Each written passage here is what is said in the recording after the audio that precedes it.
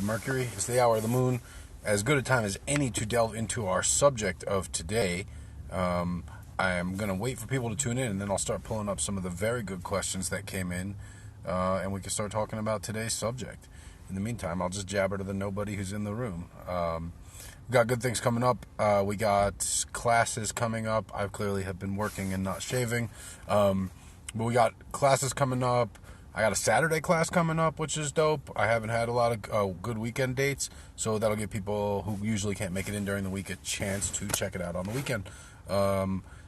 Classes we got coming up next, I want to say all at the new Ritual Craft store. On the 7th, I have a class on the Psalms, which is what today is sort of a preparation for.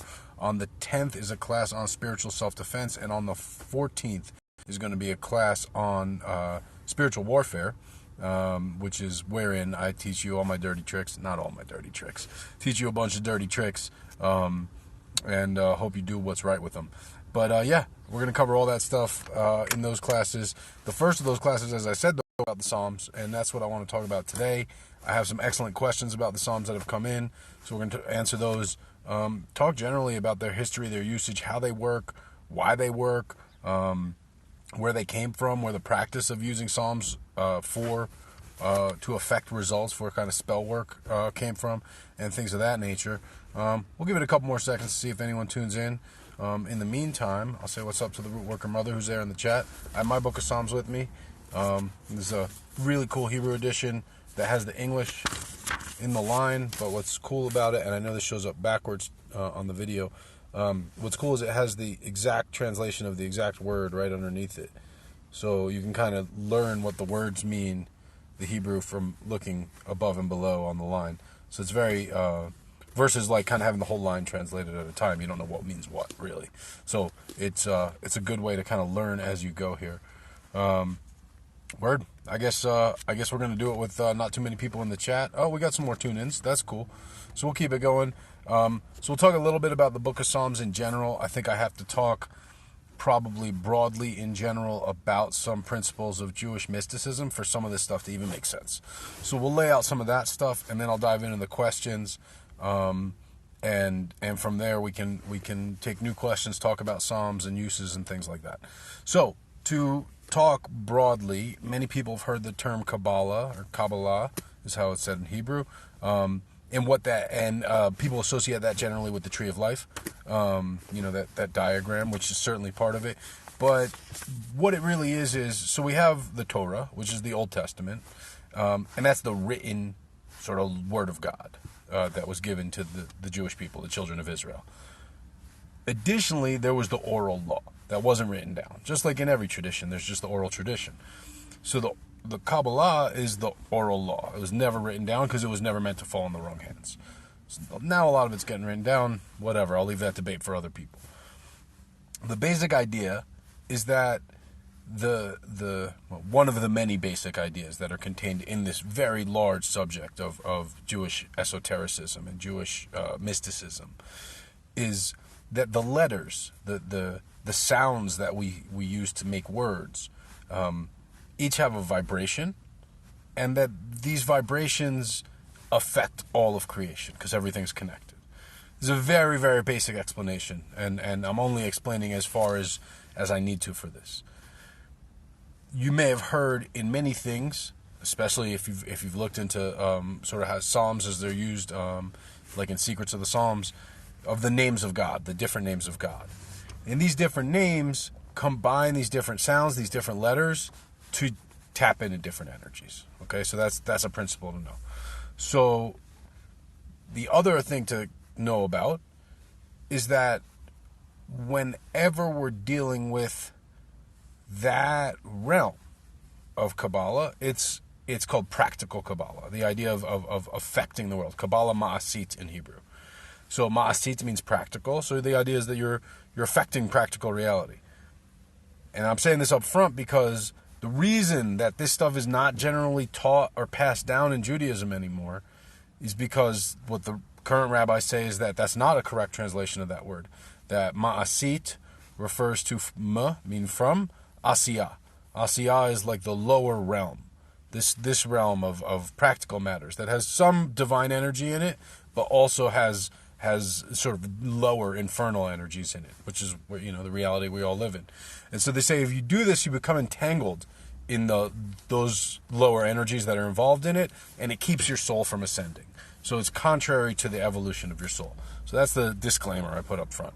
So, and what does that mean? Practically, they say that if used selfishly, especially if used selfishly, that it'll affect your lineage, right? Your descendants, your children, your children's children, things like that. That's the warning that the rabbis give about misusing the powers of the Psalms and of the holy names.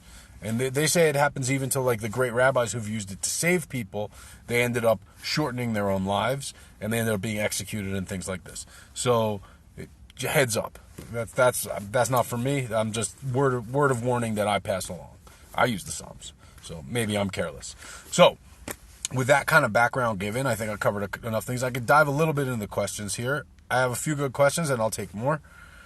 This one's very basic. What are the origins of the Psalms? So the Psalms are attributed in the Hebrew, especially, to who they're by. So this first one here, let's see. It'll say like a psalm by David, a psalm by Solomon, a psalm by Asaph. Here, Mizmor LeDavid, a psalm by David, or a psalm by the sons of Korah, things like that. So the Psalms were written by Jewish kings and military leaders. I say Jewish, but that's not accurate. It's pre-Judaism, right? These are the children of Israel. What does that mean? So Israel, we hear the word Israel, we think of the country, right? But that's not what the word means. The word means Yisrael. I struggled with God. And that's a second name given to Jacob, right? Abraham had his son Isaac. Isaac had his son Jacob, okay? So Jacob, he had this dream of wrestling with an angel, right? So then he got an additional sort of spiritual name, as you might take a spiritual name today, Yisrael. I struggled with God, right? So that became his spiritual name. So the descendants of that line are called the children of Israel, okay? And in that line is David, and in that line is Solomon, and in that line eventually is Jesus. And they're of that specific Davidic lineage of that line. But we'll get into that a little later with another question here. So the various leaders and the various prophets and the various kings of the children of Israel composed the Psalms. So that some are attributed to Moses, may or may not have actually been written by Moses, the real one, not me. And scholars today kind of debate whether all the ones that are attributed to David were really written by David or whatever. But they were certainly around before the time of Jesus, and definitely by the 5th century. By the 5th century, the Jews were rebuilding the Second Temple, and this was used as the prayers in the Second Temple. So that'll tie into our next question here. Do you consider the Psalms to be of the Christian faith? So, do I consider them to be exclusively of the Christian faith? Definitely not, right? Because that's not factually true. They predated Christianity. Jesus was certainly acquainted with some of the Psalms, maybe not all of them. And certainly they inspired Christian prayer. Because the Psalms became the first. Before the Psalms, the Jews basically sacrificed. Once the temple was destroyed, they had to only pray. They prayed with the Psalms. Before that, they sacrificed animals. You read about it in the Old Testament. So the idea, like praying with words and songs and stuff like that, that's the Psalms were where that came from. So that's basically Christian prayer, right? Praising with songs and things like this. That's that. So definitely the Psalms fit into the Christian faith, and almost in a way are a foundation of Christian worship. Probably stronger than almost in a way. They are a foundation of Christian worship. So that said, they properly belong to all the Abrahamic religions. So Judaism, Christianity, Islam, and really they're rightfully used by anyone who believes in or works with sort of the Almighty God, as conceived of in that sense. Now, how far you want to extend that and see the parallels in other gods and energies, that's your own personal individual call. I'm not going to make that call for you. But I think that Almighty Creator that exists in almost every system of belief is pretty much the same. And these principles that are identified, as I was saying earlier, these principles of the sounds and the energies associated with sounds that are fundamental to Kabbalah, that are fundamental to how the Psalms work, are very, very linked in a lot of systems around the world. So I don't think you have to be Christian or Jewish to work with the Psalms, personally. Another thing about the history of the Psalms and what they were is there's songs by these rulers, these prophets, basically. So the rulers at the time were all prophets, right? You didn't get a job as the king of Israel if you didn't talk directly to the boss, right? So there's songs of praise, or there's songs of like lamentation, like you could call it complaining, but sort of like, why God, why are you letting my enemies all surround me? I've been so faithful to you, things like this. And there's songs of telling the history of great victories, and they all kind of fit together. The book of Psalms as we have it is 150 Psalms long. The Christian Orthodox book of Psalms is actually 160. There's actually about 165 Psalms out there, but the standard version that's been used probably since the 5th century is about 150 Psalms long. That's pretty much the standard. So now we can talk we've talked a bit about the history and how they were composed.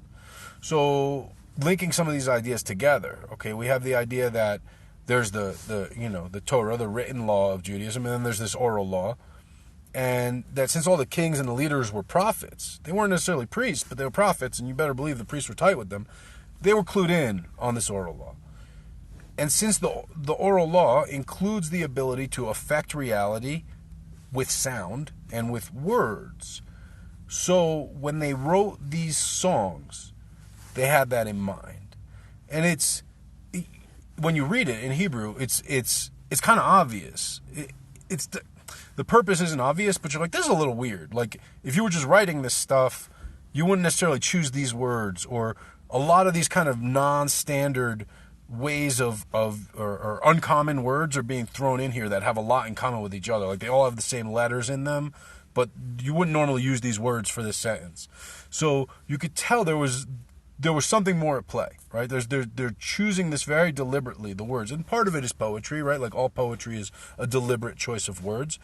But it's very curious how you'll see combinations of vowels and syllables and things like that when you read it. And some good English translations carry over the syllable stuff too.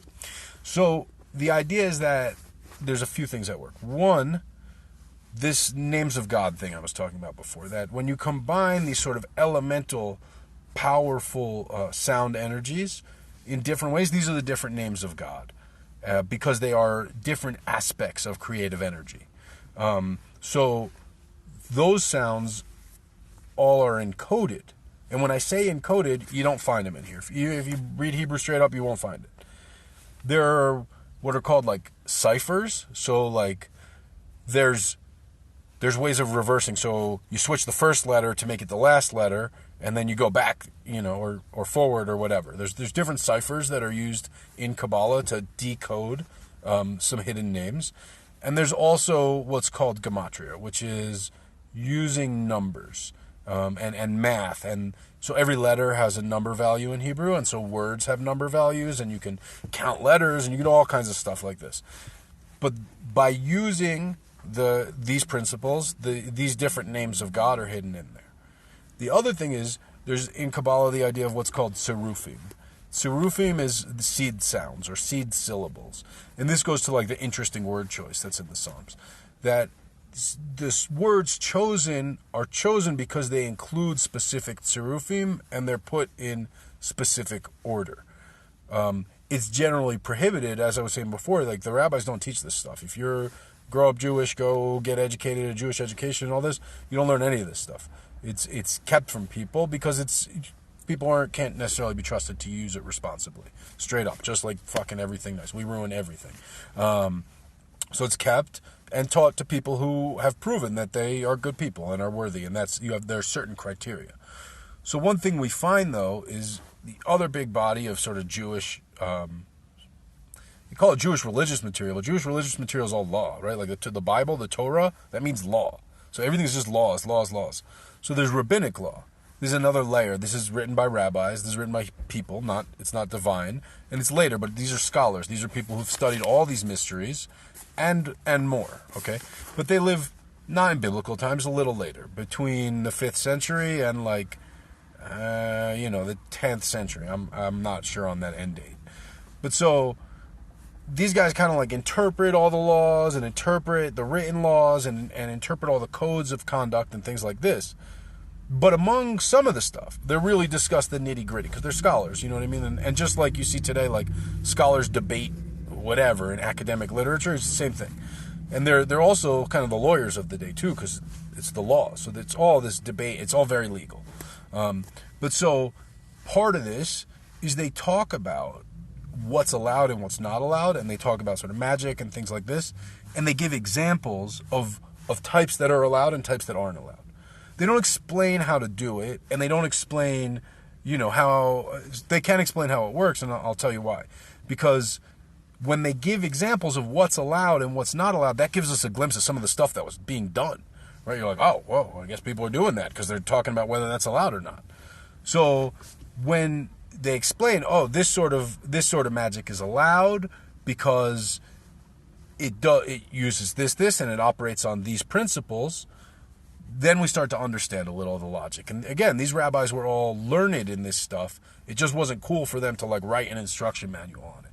But when they're talking amongst themselves, they all know what's up, and so they can kind of talk about it conversantly. It's like two lawyers talking about the law, right? Like you hear that and you're like, I have no idea what these guys are talking about. It's all very technical jargon, but they get it, and then a lot gets communicated between them.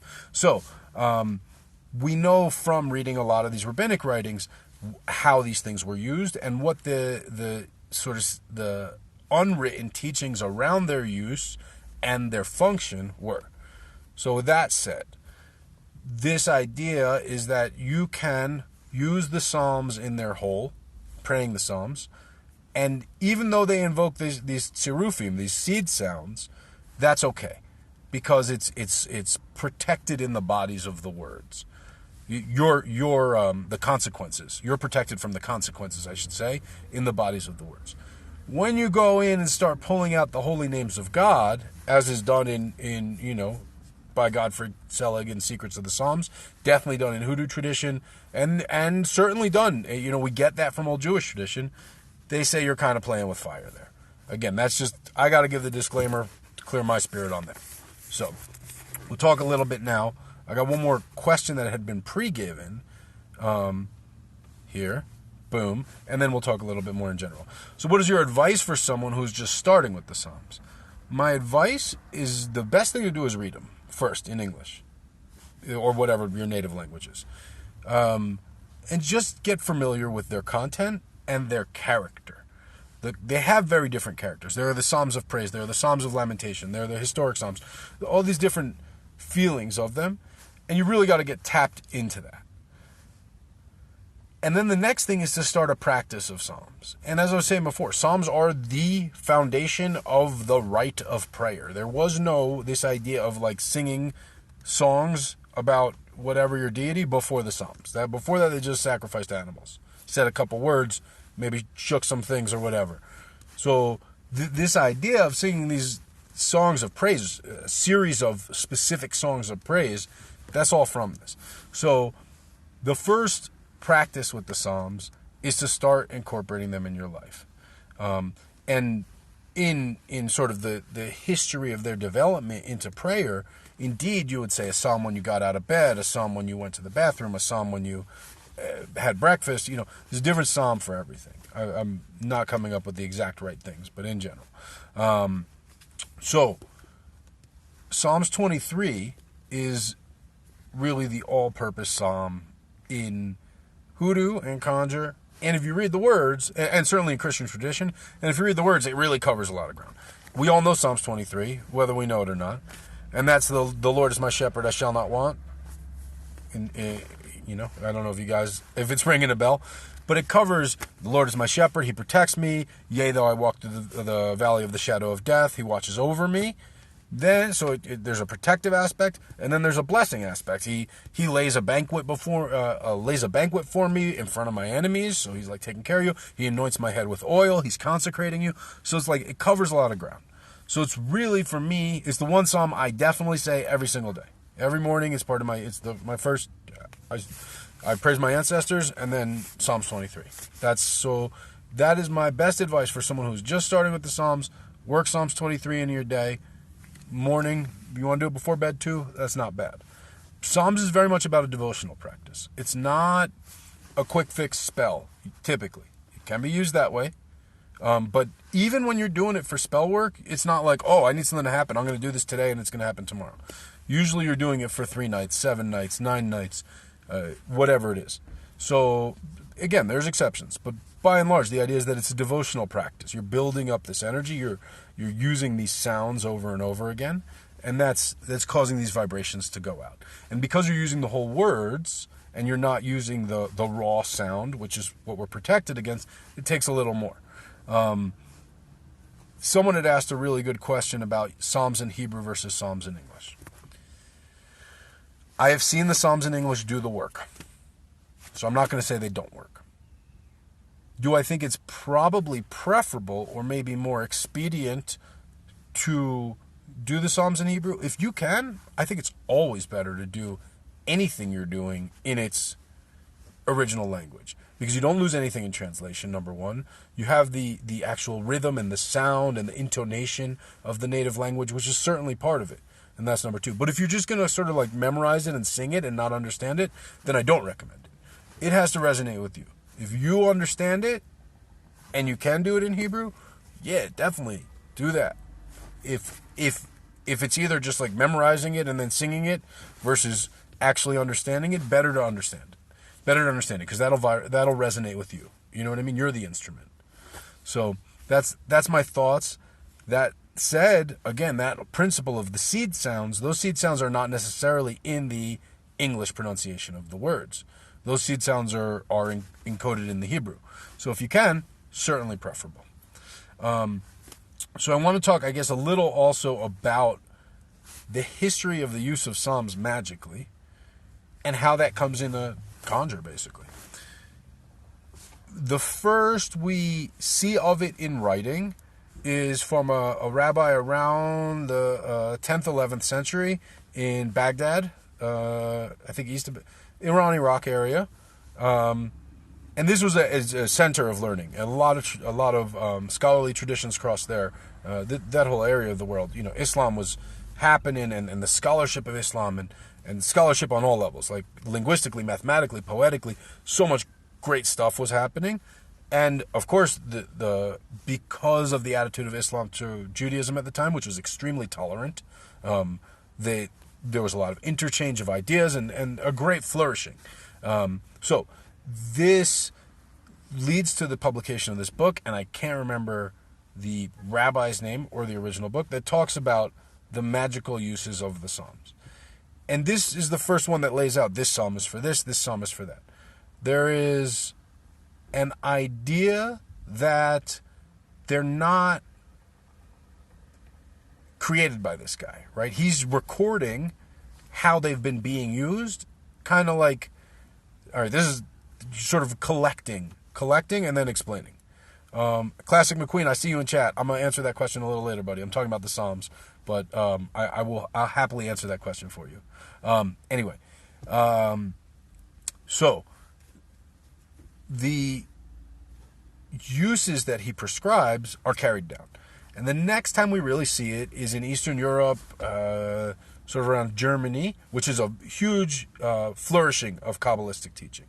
We have Kabbalah really coming up in sort of Eastern Europe, Germany, Poland, that area, and in Spain. These are become the two main areas where Kabbalistic teaching really gets rigorous. In Spain, there's a lot more interaction with Muslim scholars, right? Because southern Spain's right across from North Africa, and that's where we've had a hotbed of interesting spiritual traditions interacting for now, centuries, millennia by this point. But in Europe, you have this very rigorous, almost matching the European monastic traditions and some of the esoteric traditions, development of Kabbalah, of extreme study of sort of cracking the code. And so we find the publication of this little book called Sefer Shimush Tehillim. Sefer means book, Shimush is on the use of, and Tehillim is Psalms. So this book on the use of Psalms, and it reiterates and collects these ancient practices for using the Psalms. And this is the book that ultimately gets translated first into German, when we see German immigrants coming over in settling sort of the Northeast, Pennsylvania, and all this area, and then by Godfrey Selig into English. And this is now, we're by the beginning of the 20th century, being distributed broadly and widely. And we see it in a lot of the old hoodoo catalogs. And that's where we find psalms really coming into hoodoo. Yeah, there were psalms in the church, and yeah, there are songs of praise and salvation that were carried in, but this tradition of magically using the psalms according to that specific formula, that this psalm has this purpose and is accorded to this name, and this psalm has this purpose and is accorded to this name, and da-da-da, that all comes through that lineage. That said, I wish he was on here. I almost added him to the chat because Witch Doctor Alex has a whole different set of uses of the Psalms, and this is what's beautiful. And this is the other thing you see in Hoodoo and Conjure. The Psalms lend themselves to a lot of different uses because they cover so much ground, like Psalms 23 I was talking about. So different family traditions and different, we'll call it lineages of teachings, accord different aspects of the Psalms in different ways. Now, because the tradition that I have learned is all based around that concept of these specific seed sounds in Hebrew doing this, I work with it that way. I don't believe that that's the only way to work with Psalms. It's about setting up a resonant intention and conveying it to the Almighty. That's the principle at work. Are there shortcuts? Are there hacks? Are there, whatever? Yeah, almost certainly. And definitely the guys who were doing it for a few thousand years, I feel like figured them out and really figured it out. But this is not the only way. So, talking about how the Psalms are used, though, in that tradition that we see in Sefer Shimush Tehillim and then copied by Godfrey Selig, is the idea that to work a Psalm, and the specifics are given with each Psalm. But to work a Psalm, there's praying that Psalm, using it, and praying it with devotion, with a specific holy name in mind. And again, that holy name is one of these sort of like master resonances. These are the key composite energies. And if you've taken my Hebrew for Spellcraft course, or you tune into any of that, once you learn the Hebrew letters and you start looking at the actual letters in the holy name, it's really clear. You're like, oh, this is the energy of beginning. This is the energy of ending. It becomes really obvious when you put together what those symbols are. So you sort of keep this holy name in mind. You pray the psalm, and then afterwards you pray an appropriate prayer. The rough translation of the prayer in English is, "May it be thy will, O appropriate holy name, to whatever the purpose is, for the sake of your great and holy name," whatever the holy name is, "Amen, Selah." So Amen is like, it is done, and Selah is praise, right? Like it's a shout of praise.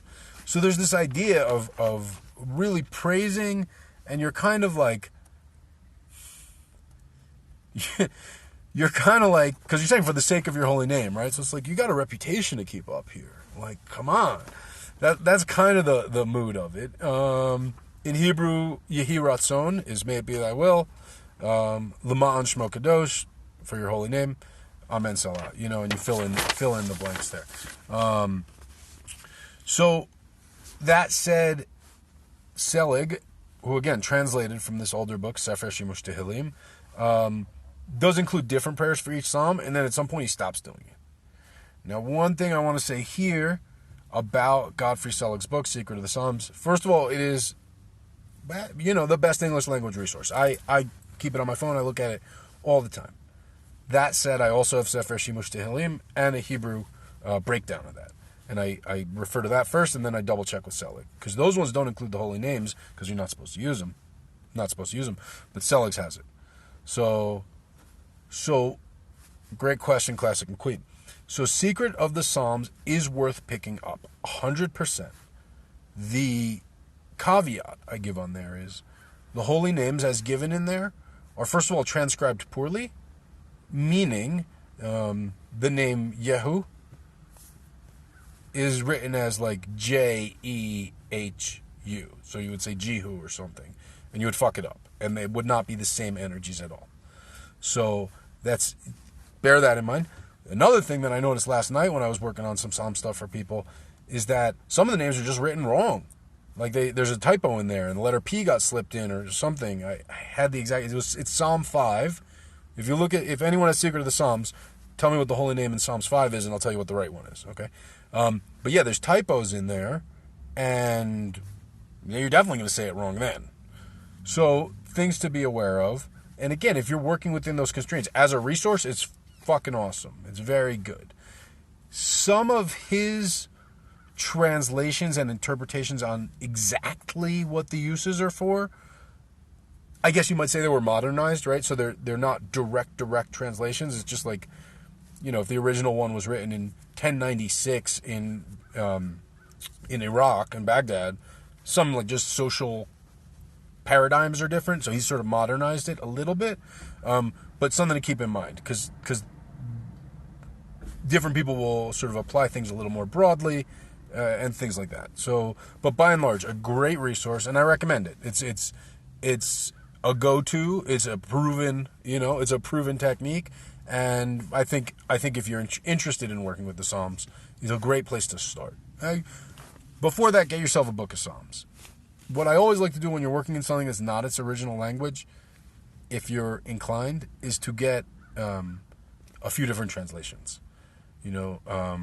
It brings out the nuance a lot more. I do this whenever I'm reading like a book that was written in Chinese or something, like Art of War. I have like 4 or 5 different translations of it. And it brings out a lot more. You really get the concepts, because some of these concepts, they have subtlety to them. So different translators will tap into different parts of the subtlety. And so when you get a few different translations, then you get the whole thing. It's usually, people say things don't translate to English. That's very rarely the case. Things usually translate to English, but not easily. It's not a word for word. So when you get a few different translations, it meshes, and you get the whole concept. That's the thing. It's a concept we may not have. Is there any other book similar to Shimush Tehillim in Hebrew? That's the one, man. I could send it to you. It's hard to find. You can't find a hard copy of it. It's only in museums. But yes, Stan, if you can read Rashi script, actually, I was going to talk about this with you, man. I will send you the scans I have of Shimush Tehillim, and if you can even just transcribe it into standard block script, I can handle translating it to English. It's just like going from Rashi to block and then block to English is kind of too much for me after all this time. But yeah, man, if you're quick with the Rashi script, I'll send it over to you. There are other and right now you can go on Amazon right now and look for books in Hebrew on Tehillim, and even books on Shimush Tehillim, and you can find it. And I have definitely you can find pamphlets even in English. I don't think Chabad does it, but definitely like Hasidic Jewish pamphlets. I have one I can send you to. Anyone who wants, just DM me. I'll send it to you about what Psalms for what, and it's good. It's good. But yeah, this tradition. Back on track. Sorry, I get so excited when there's questions. This tradition of working with the Psalms is long and venerable. There's a few different basic things we see. The one is the pronouncing of the Psalms. The other is the writing of the Psalm and the holy name on a parchment and then carrying it or wearing it. Okay? That one is really dope. I don't know if that works in English, to be perfectly honest. And I don't know that works on. If I do it in Hebrew and I do it on parchment. Maybe you could do it on brown paper in English. I don't know. The other thing we see is using the Psalms to bless a substance, an oil or something, and anointing yourself with it. And it'll give a recipe, and then it'll give the Psalm you have to say the holy name. And this is another way of working with the Psalms. You can't necessarily, at least according to the book, it's not like you can use every Psalm in all these ways, but it doesn't say you can't. And another thing that I do that is not written anywhere is I use the holy names on my candles. And if I'm doing all right, I'm going to give away a big trick now. If I got to do a working with a psalm for a specific purpose, I'll get a glass encased candle of the appropriate color with no picture. Just so, so it's a court case one, I'll get a brown glass candle. And I'll write the whole psalm on the outside of the candle in Sharpie. And then on the bottom, I'll write the holy names. If I'm working like a finger candle, like a chime candle, I'll do my normal dressing of the candle. And when I carve it, I'll carve not the whole psalm. I'll carve whatever my intention is. And then around the base, I'll carve just the holy names for the psalms. And you should see that fire when it gets to the holy names. That's if you go way back on my Instagram like a year ago and you see the court case candles I was doing, you can see it burns normal until it hits the holy name, and then it really gets the energy. So now I guess we'll talk a little bit about just practical uses of this stuff. You can use the Psalms every day to build things.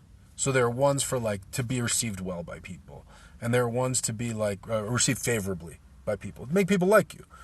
And you say these every day is the idea. You say it every morning, and then you go out in the world and people like you more.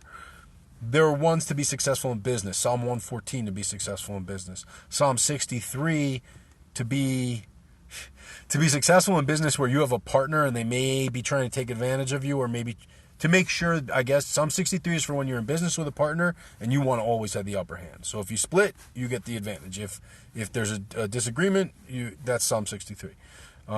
We got Psalms for court cases. We got Psalms for a lot of good Psalms for getting rid of negative energies of different specific kinds. There's Psalm for evil eye. There's Psalm for demons, things like that. So what I do,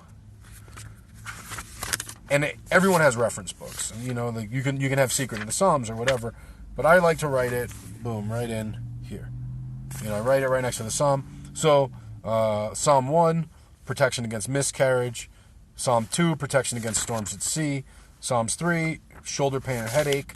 Psalms 4, requesting things from authorities, general luck, general success. And they each have the holy name. I write the holy name in there too. Psalms 5 is for finding favor, meeting with officials, warding off evil spirits. Psalm 6 is for eye pain, distress on land or at sea. Psalm 7 is for court, for being pursued by enemies or for protection against harm. Psalms 8 is for finding favor, for quieting a crying child. Psalms 9 is for a crying or ill child worn as an amulet or for salvation from enemies. Psalms 10 is for demons or for any illness, say it 10 times. Psalms 11 is for evil spirits, wicked people, or perils. Psalms 12 is for the temptation to sin or to ward off evil counsel. Psalms 13 is for unusual forms of death or calamity, for eye disease. Psalms 14 is for slander, or if your veracity is doubted. So in a hoodoo sense, it's stop gossip work. People are talking shit. Psalms 14. Psalms 15, protection, favor from people and protection from demons. Psalm 16 is to expose a thief. You say it's that's actually really interesting working, and I think Professor Porterfield actually has that one in his book. So you basically you do a special lottery, so you write down the names of all the suspected thieves. They have a very specific way of doing it in Shemesh Tehillim, and that's one of these things is like write it on goatskin parchment and put it on this kind of jar and shit like that. That was common then. That might not be common now. Whether you need it, I'm not going to get into. But the idea is you write a bunch of names of the suspects on a slip. You say the special prayer. You recite the psalm 10 times. You draw the slip, and the thief comes out. You also say the same psalm to sharpen and awaken intellect, make peace with your enemies, ward off persistent troubles. Psalm 17 is for a journey or a trip. So you see there's different, Psalms 18 is for robbers or bandits and for illness. So you kind of see common uses coming up, common purposes. Psalms 19 is for evil spirits, for a difficult childbirth, or for your intellect, to remember your learning. Psalms 20 for court, definitely Psalms 20 for court. Psalms 21 is meeting an authority or a teacher for storms at sea. Psalms 22, fearing to ford a river, dangerous animals, meeting enemies, cleansing all impurities, awaken or sharpen the intellect. So again, there's different, and you can use them in different ways for different results. Now, Psalms 23, this is the interesting one. Psalms 23, as I said, in Hoodoo, that's the universal psalm. We use that for everything. That's my everyday psalm. It's for interpreting dreams traditionally. That's the Jewish use of it. 24 is for floods. Again, I can go on and on. These are the uses from Shemesh Tehillim. They're mostly the same as Secret of the Psalms, but you'll find some differences. 25 is one that a lot of people could probably use right now, so I'm going to say it. Stress, tension, distress, oppression, and pressure. Relieves all those.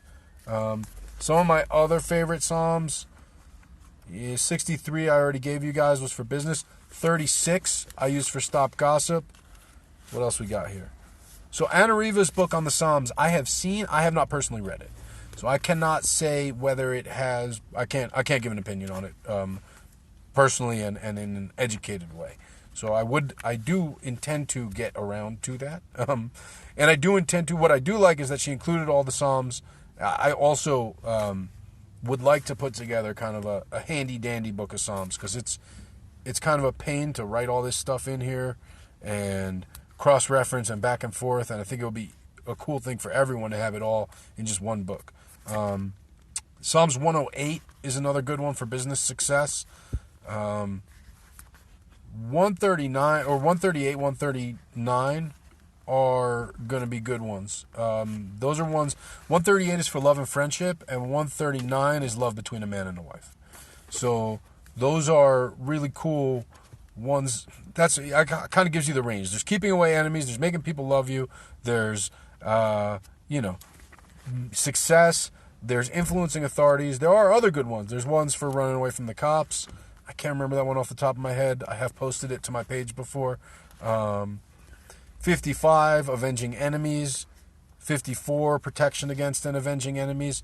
Those two, so you can use 53, 54, 55 as like a combo for workings.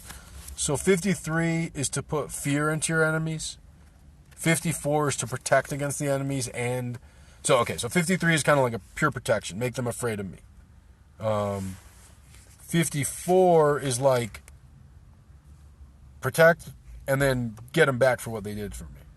And 55 is like go get them. Avenge me on the enemies. So Genevieve, candle magic using the Psalms is really bad. You mean like bad meaning good, or you mean like bad? Because I actually really like, or is that a book? I don't know if that's a book, but I do like using the Psalms for candle magic in general. Here's one for you guys. Psalms 31. Write this one down. If you don't write down any of the shit I've been saying, Psalms 31 for the evil eye. That's to remove and ward off evil eye. I strongly recommend Psalms 31, and I bless, if you get an evil eye from me, it's blessed with Psalms 31. That's the universal. A lot of people know Psalms 51. Psalms 51 is cleanse me with hyssop, and I will be pure as snow. Right? What's the exact line? And that's one of my favorite Psalms. Purge me of sin with hyssop, and I shall be pure. Cleanse me more than snow, shall I be white. Make me hear joy and gladness. Exult may the bones that you crushed. But that one has this beautiful line in it. And this is why I say, if you want to start with the Psalms, start by just reading them in English. Because you get to really feel the spirit of it, and not just the active spellcraft of it. Here. This is my favorite, probably my favorite lines in the book of Psalms are in Psalms 51. O Lord, my lips open that my mouth may declare your praise. Okay, so we're giving big ups. For you do not desire a sacrifice, else I would give it. A burnt offering you do not want. The sacrifices God desires are a spirit that is broken, a heart broken and humbled. O God, you will not despise. That line is what I use, and that's in Psalms 51. It's line Yud Tet, so 19. So Psalms 51, line 19. I use that when you are truly broken and humbled, crying about your plight. You can use that line. You can use all of Psalms 51, but that line to get through, to break through, to get that communication. When you are truly broken and humbled, when you are sacrificed to God in your despair, that line is extremely, extremely powerful to use. Psalms 52 is a stop gossip. I'm not just going to keep reading out what things are for. I feel like that's probably not very useful to people. Or if it is, I'll keep going. And if you guys have any questions about Psalms while I'm flipping through the book and shouting things out here, I strongly would appreciate if you would throw them out. Psalm 150 is a general praise for God. It's we hear the word hallelujah, right? Like it's Hallel, which means praises. To Yah, one of these shortened names of God, Yah. So it's praises to God, and that's where hallelujah. The word hallelujah comes from the Psalms. So That's a big, broad cover of the Psalms. We can dive into more uses. We can dive into specifics. We can dive into more specific history. I guess I don't know what people know, what people feel that they need to know, where people have hang-ups in working with them, and where people may have discomfort in working with the Psalms. The Psalms are one of the easiest and most basic forms of prayer. Again, for people who are considering working with the Psalms or starting working with the Psalms, just start by reading the Psalms as are. Don't start using them. Don't begin your relationship with the Psalms with practical uses. Because you really want to capture the spirit of the relationship with the divine that is written in these words, and the sentiments and the emotions behind it. That's number one. B, you really want to get the landscape, if you will. And C, before you start potentially using them for selfish means, for personal means, personal motivations, prior to that, go ahead and use them for their intended purposes, for praising God and praising righteousness and goodness. And then if you got to use them, you've already laid some work. That's my take on it. I will probably do another live about the Psalms. Well, I got a class on the Psalms on the 7th, and I would like to get one more of these out there to kind of cover some more material, bring up more questions. Did I discuss Psalms 119? I'm happy to. Boop-a-doop-a-doop. 119.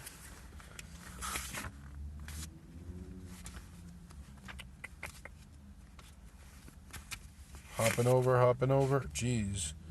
Where are we? Well, okay, so Psalms 119 is... Psalms 119, I'll read you the note that's in the English note in my Hebrew version. An alphabetical arrangement, 8 verses for each letter, that describes the ceaseless striving to faithfully live a lawful, Torah-true life, regardless of time, place, circumstance, or social environment.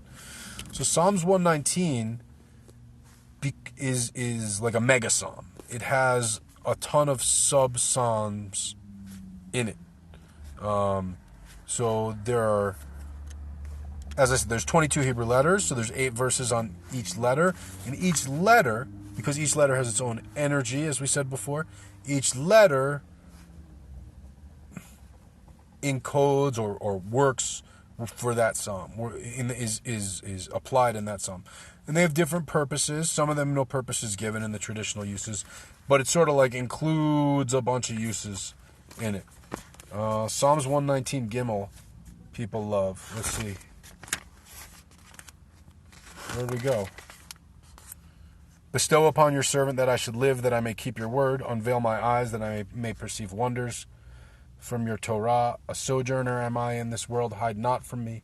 Your commandments shattered is my soul, with yearning for your ordinances all the time. You rebuke the willful sinners who are accursed, who stray from your commandments. Remove from upon me disgrace and contempt, for your testimonies I have guarded. Though sit did princes, and against me spoke, your servant discusses your statutes. Indeed, your testimonies are my preoccupation. They are the men of my counsel. And, these are actually, Psalm 119 is actually a really great illustration of the principle I was saying before, of how you can tell that there's something more going on with the Psalms.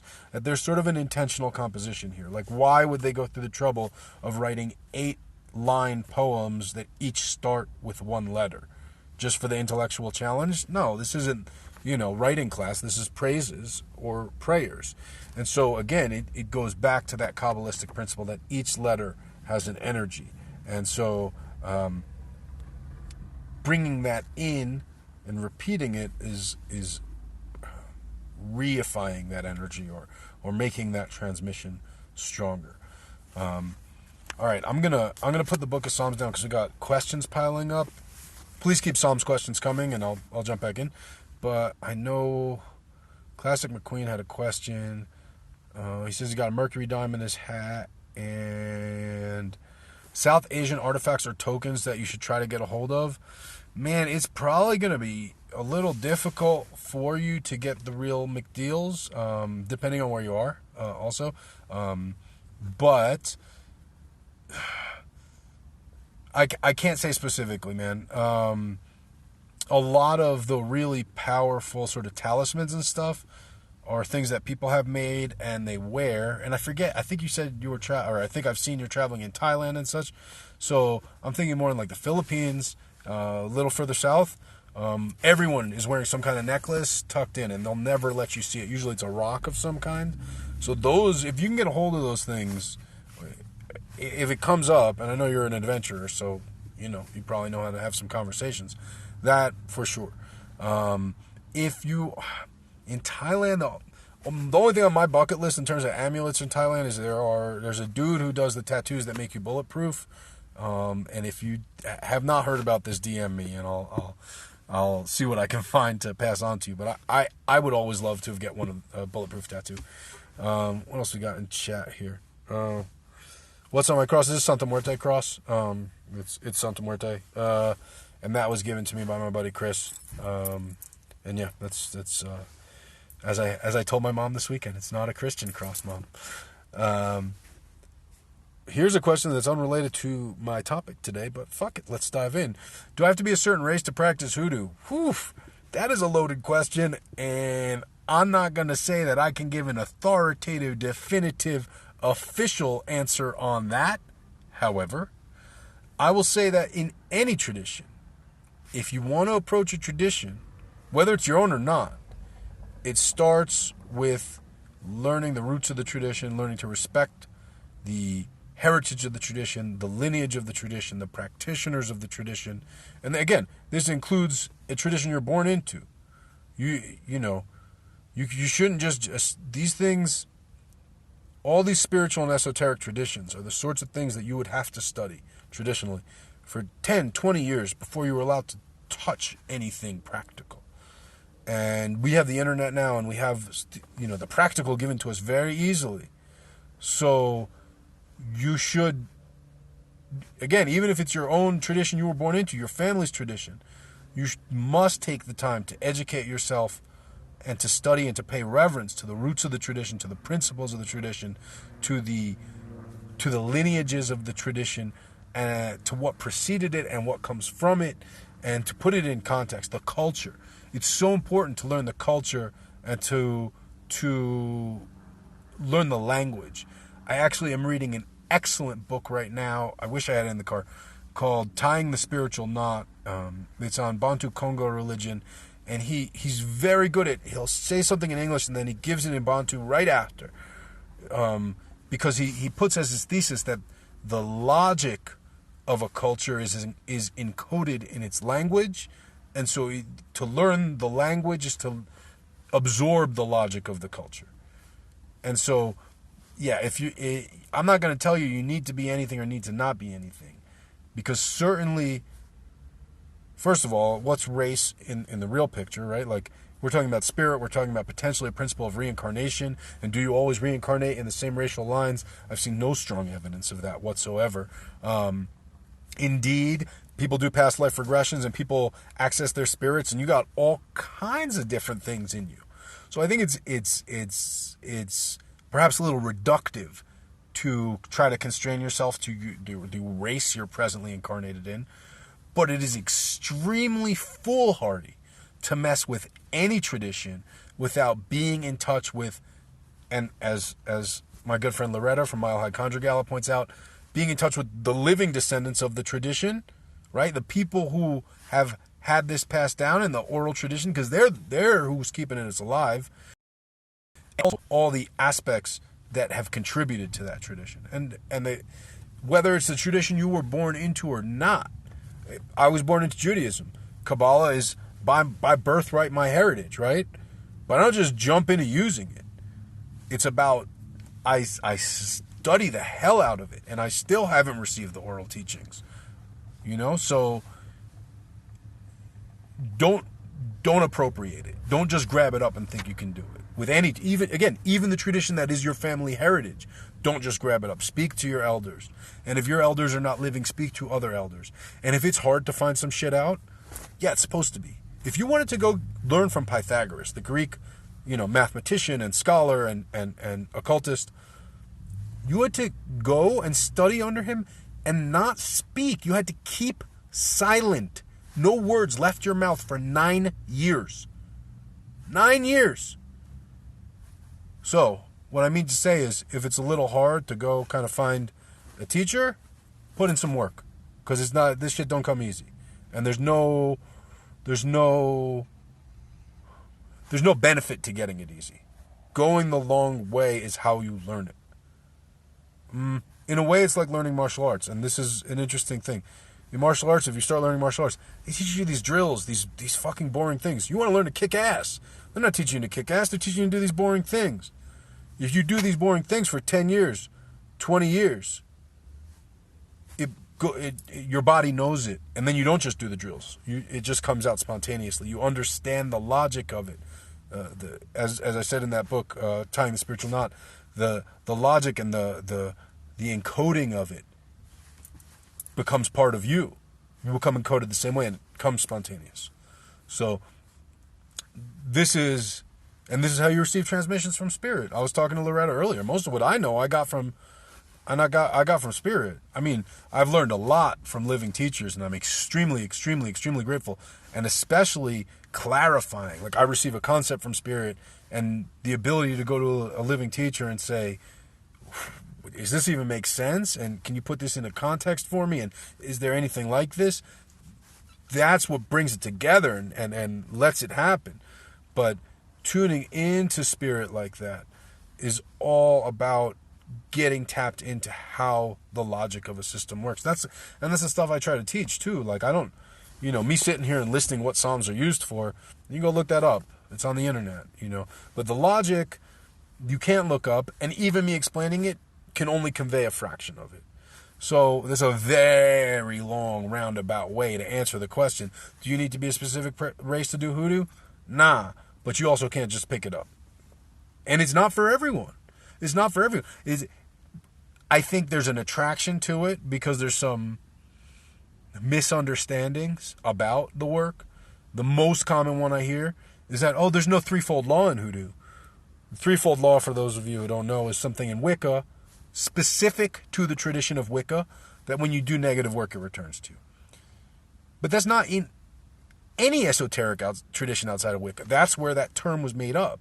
So to say there's no threefold law in hoodoo is a little misleading, right? Because that term doesn't exist. We don't have that term in our work. Because it's only in Wicca. They don't have that term in tons of different works. Just because they don't have that term for it does not mean that there are no spiritual consequences for being a spiritual asshole. There are. There absolutely are. It does not mean you can go around doing unjustified workings. You can't. You absolutely can't. Like, that is a very strong misnomer that I see people throwing around that's fucking stupid. That's number one. Number two, you got to ask yourself why you want to do this work. I want to do this work because it made sense to me more than other work. Ritual magic did not make sense to me. Now as I study it, it's starting to make sense. The logic of it's making a little more sense. But the elements of hoodoo were just all a lot like what I grew up with, the different folk magic. I have a very diverse sort of background, so the different sort of folk magic traditions have trickled down to me. And when you put them all together, it kind of looks a lot like hoodoo. So it was very easy for me to look at a lot of the workings and be like, I get how that works. I get why that makes sense. But if that's not natural to you, there's no reason you should be doing this work. And that's not a knock. Like, there's plenty of fucking workings that I wish I was more attuned to, right? Like, I wish I was attuned to do, like, real shamanistic journey work.